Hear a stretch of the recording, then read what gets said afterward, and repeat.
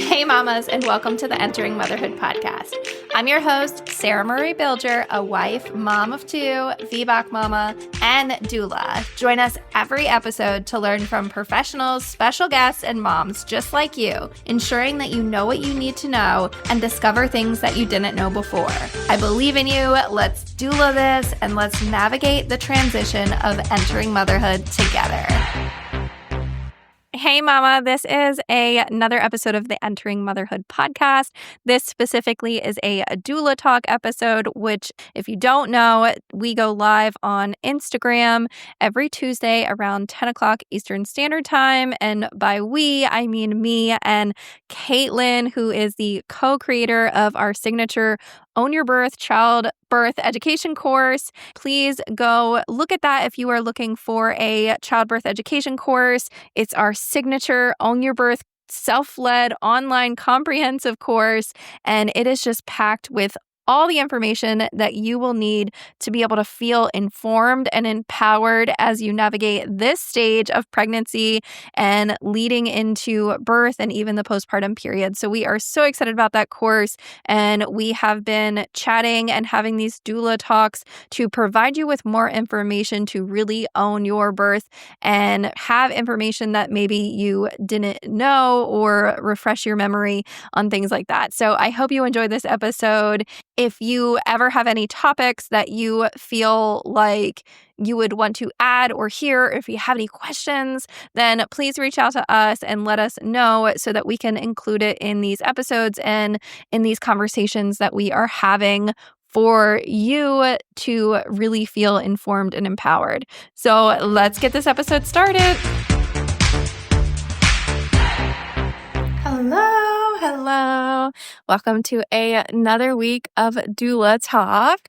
This week, we are talking about preparing your home for baby and what that might look like, and some things to think about, and what you can really start doing to prep for when baby comes. And so I am going to add Katelyn, and we're going to get chatting. But yeah, so we've been doing this 8-week series of different things to really do to prep. And hello. I was just doing these 8-week series to really, prep and get ready and things to be thinking about and different things that you can be doing. And so this week we are talking about preparing your home specifically for baby and what that can look like, and some things that you can be doing and having. And I guess not necessarily even for baby, for you too, just preparing your home for postpartum and what that might look like, and some things to really consider and have on hand, and what you actually need in those first, few days, weeks, months. Yeah. And I think, it's one of those things, like, you really don't need a ton. Like, just being able to, it's one of those things, like, sometimes less is more. Can you hear me? Yeah, I can hear you. Okay, perfect. I just put my headphone in, so I was like, I don't hear anything. I just want to make sure you can hear me. But yeah, like, less is more, because this is also coming from somebody who, like, basically brought both of her babies onto a camper. I promise you don't need a ton of stuff. Like, sometimes the stuff makes it easier, it does, but you don't need all the fancy gadgets and gizmos. And sometimes I think preparing your health is almost more important than preparing with all the stuff. Yeah. I think, exactly like you're saying, it's really like that less is more. And I think sometimes, we want to have the nursery completely done and everything fully assembled and stocked and prepared. But it's really kind of focusing on like every phase at a time. And most of the time, you're keeping baby in your room, maybe in like a small bassinet or a pack and play or something that's more, close to you and smaller that you can have in your room. And then, you need diapers and wipes and, pads and stuff for yourself, and maybe a peri bottle. There's a lot of different things and items that you can be packing and prepping and having on hand so that you don't have to be doing that once baby comes. I think you're going in and out, so I'm just gonna keep chatting. But yeah, it's really just like making sure that you're having the essentials, and it's also kind of like prepping your hospital bag. I think a lot of the times people, sometimes pack a little too much and they're really kind of piling on everything and they're saying that they need all of these different items. But it's kind of just rooting back to, I always say, if you're going to the hospital, if you're having a hospital birth, really focus on comfort items that you definitely essentially need, that are going to bring you comfort and more of a sense of home. And other than that, the hospital really supplies a lot of the things that you're going to need. So unless there's like a specific pillow that you really like or a blanket that's going to bring you a lot of comfort, they have that stuff there. And also, they're going to have diapers, they're going to have pads for you, they're going to have, all the essential, like immediate postpartum materials that you might need, and they're going to have that on hand. So really just like keeping that in mind and knowing that. But then, like, you know, having some sort of basket prepped. I have, if you reach out to me, it's not something that you can immediately like find on my website and things like that, but I have a whole list of postpartum items that I love to give my clients and just other people that ask. So people can always just reach out to me and I can give you, I think it's like 80 different items, but it's broken out into the first few weeks, the first few months, and then, like the first year.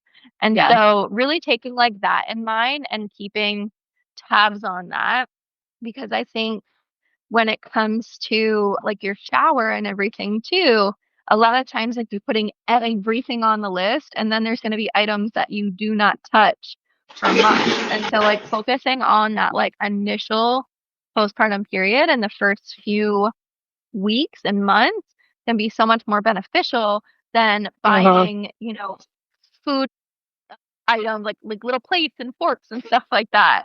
Because that's going to be essential later on. It's not necessarily useful in the first few weeks and months.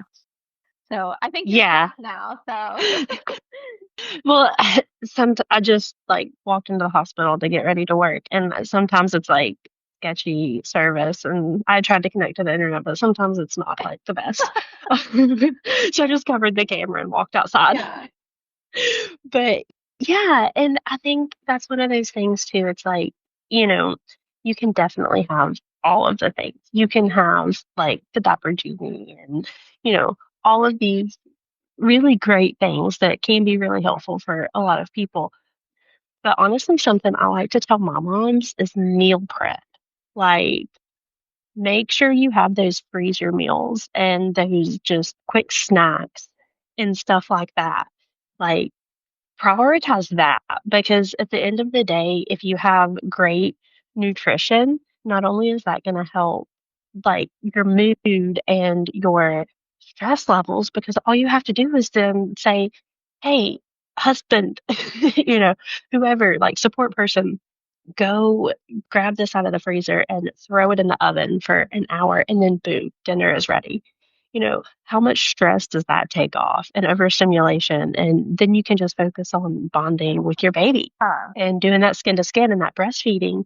And then if you have like quick snacks that you can just pull out of the pantry or out of the fridge or out of the freezer, and you have like granola bars made, or you have like lactation cookies already prepped, or whatever it is that you like and enjoy, it's easy. And even if it's just enough to get you through those first few weeks to month, like having that ready is huge. Because it's going to relieve so much stress in those first couple weeks, while like that crucial time period where you're really just focusing on healing and bonding with your baby. And so it really helps that transition. So that's something I like to tell my moms is like, really prioritize that. And even if it's one of those things where you want to have a couple friends over, in the last month of your pregnancy and saying, hey, would y'all mind just coming over and helping me meal prep? Like, you could get it knocked out so fast that way. Yeah. And even if you just have, specific recipes or meals that you know that Mm-hmm. you like or something like that, then, have that on hand. And also to add to that, if you're going to be having people come into your home, maybe it's a postpartum doula, maybe it's just friends and Mm-hmm. family that are going to be coming and helping, you and care for you and baby and everything like that, start getting things like very easily accessible and laid and let them know, like, Yeah. notes, like, if this happens, you can find this here. Like, this is where laundry detergent is. This is how much I use. Like, like simple Yeah. things like that. Like, these plants need to be watered at this time or these days. Like, really kind of like laying out a structure of like start thinking about what you do on a weekly basis and just start Mm-hmm. writing all that stuff down. And then if somebody were to come in and take over for you, what would they need to Mm-hmm. know? Where would they need to go? And so like preparing your home in that way too can be super Yeah. beneficial because then like everything's easily accessible. Nobody has to bother you and say like, "Hey, where are your extra paper towels?" or "Where are your, bags for extra milk?" or, Mm-hmm. anything like that. It's like very easily accessible and Mm-hmm. found and everything's all lined up and you're doing it now when you're still pregnant so that it's really just no brainer, like out of your thoughts and you can focus on healing and recovering and bonding with baby and everything's just kind of like done for you laid out, like make it be like Mm-hmm. if you're working and you're leaving for maternity leave, you probably have to talk with somebody and let them know like the projects that you're working on and the things that you're doing and where they can find this and that. Like, so do the same thing for your home. Really Yeah. make it like work and just, outline everything and say this is where this needs to go, this is where that needs to go, even if you have like pets, how much are they eating? Mm-hmm. Like what do they need to be? And like of course, if you have a partner, they know all these things as well. But if there's like certain Mm-hmm. things that you do certain ways, and you want it to just be Mm-hmm. like known, and so that you don't have to be micromanaging or worrying about like anything like that, you can just Mm-hmm. release it, let it go. I wrote all the notes, I did all the things, I made all the checklists, and it's really just kind of outlined for whoever is coming in to help. Yeah. Yeah, for sure. For sure. And, I think just doing those, it sounds like a lot. It really does. But if you just take like 15 minutes a day, the last month of pregnancy and just start with the things that are top priority. Like, this is what I really want. And then just work your way down like your priority list.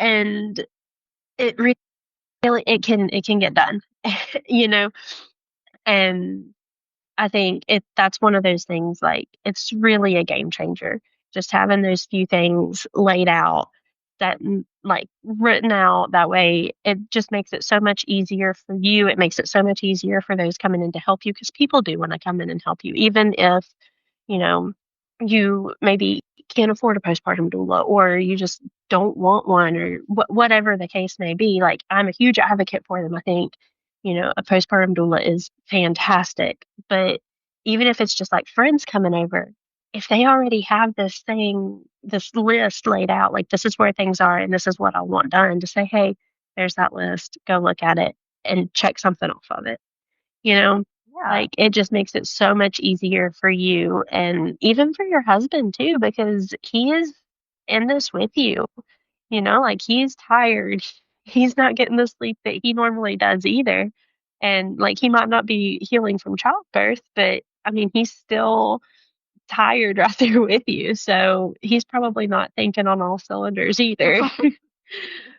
But, yeah, so just having that laid out is huge. Yeah. And like I said, like I have these checklists and everything. I am more than happy and willing to share them if you reach out to me, or I can, send it to Katelyn. So if you reach out to her, then she can have them as well. And also in our childbirth education course, we cover a lot of this stuff too. We We do. really go into the fourth trimester because we think it's so important to not only know about childbirth and preparing for birth, but also what that looks like immediately afterwards. When you're bringing Yes. baby home or when, if you had a home birth, like what is that adjusting to baby being there and just the healing process and what goes on and what that looks like and some things that you might need or some questions that you might want to ask yourself or things that you didn't think about. And like we really just again like want you to know all of the information that's out there so that you can be making the best decisions for you and your family moving forward.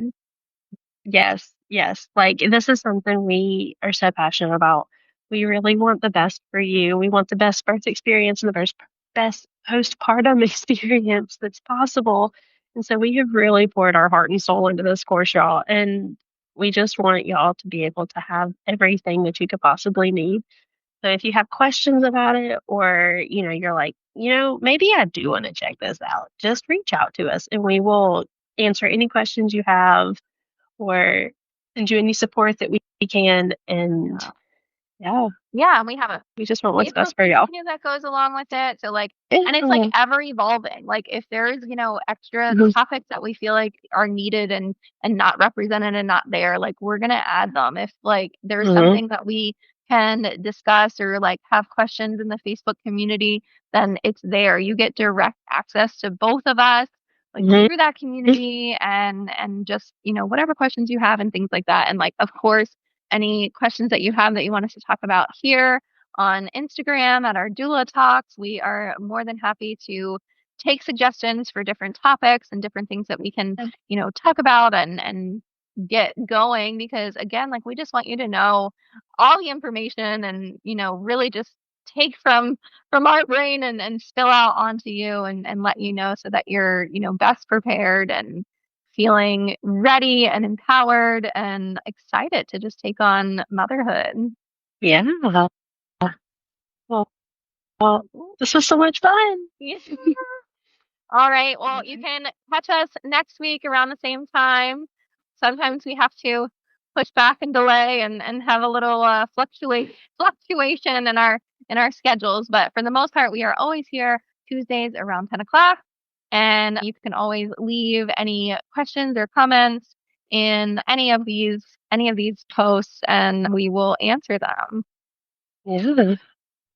All right. Well, we'll see y'all next week. See ya. Bye.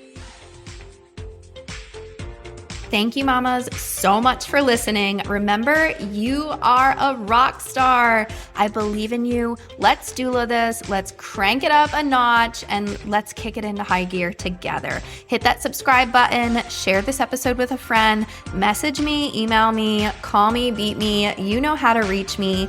We're doing this, mamas. I am so excited to catch you here next week. This is your one-stop go-to place for helping you find the resources you need to make the best choices for you and your family during pregnancy, birth, and most importantly, postpartum. See ya later, mamas.